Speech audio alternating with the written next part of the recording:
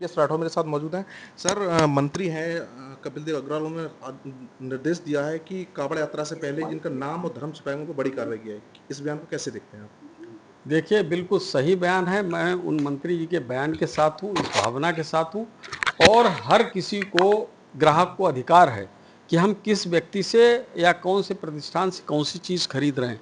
अगर वो कोई चीज़ खाने के बाद उसकी तबीयत खराब हो जाती है या कि कोई दुर्घटना हो जाती है, तो उसकी शिकायत क्या करेगा, कहाँ करेगा जाके कि हमने किस प्रतिष्ठान से, किस व्यक्ति से कोई चीज़ खाई और मुझको ये तबीयत मेरी खराब हुई। तो आखिर उसकी व्यवस्था क्या है?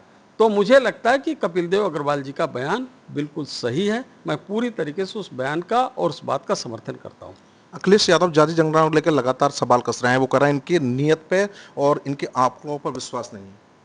आंकड़े अभी आए नहीं, आंकड़ों पर विश्वास नहीं।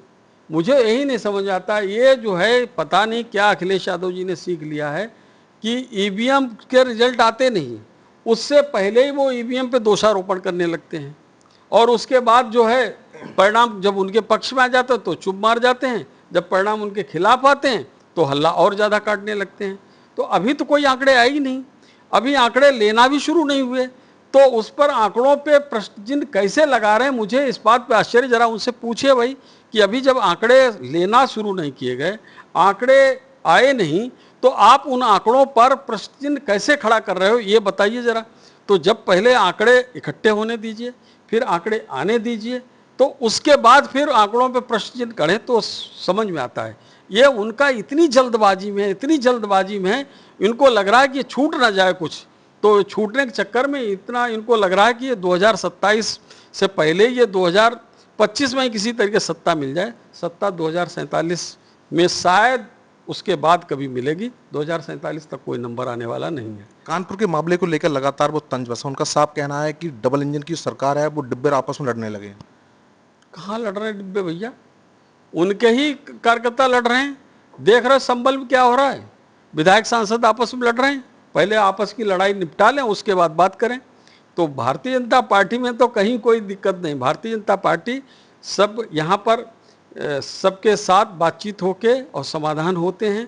सब बात कहीं बाहर तक नहीं जाती। किसके डिब्बे लड़ रहे हैं, कौन सी बात बाहर आई, अब बता दीजिए।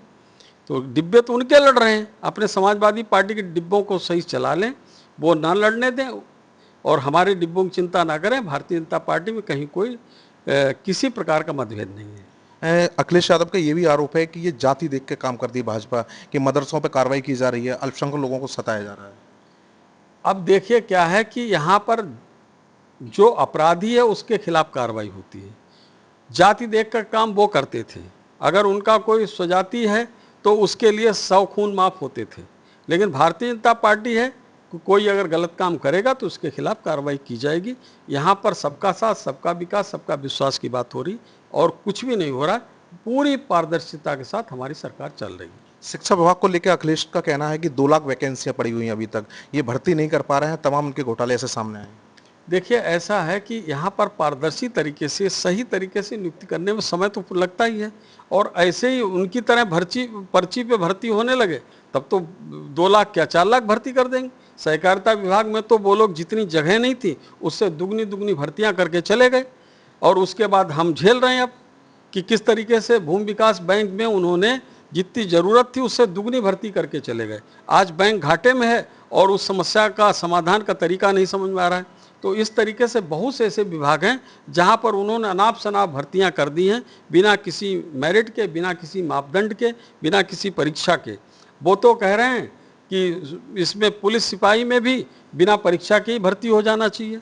तो ये इस तरीके के उनके काम हैं। भारतीय जनता पार्टी बिल्कुल नौजवानों के साथ किसी प्रकार का वो ना हो पाए, उनको उसकी मेधा को सम्मान मिले, प्रतिभा को सम्मान मिले, इसके लिए काम कर रही और पूरे पारदर्शी तरीके से नौकरियों की भर्तियों को काम किया जाएगा। देखा थे मंत्री जे पी प्रसाद, उनका साफ कहना है कि अखिलेश 2047 तक कहीं आने वाले। उनके जो तमाम जो ऐसे आरोप लगाते हैं वो निराधार हैं और बीजेपी लगातार सबका साथ सबका विकास के काम कर रही है। संजीव के साथ मनवीर सिंह, TV9 भारतवर्ष, बरेली।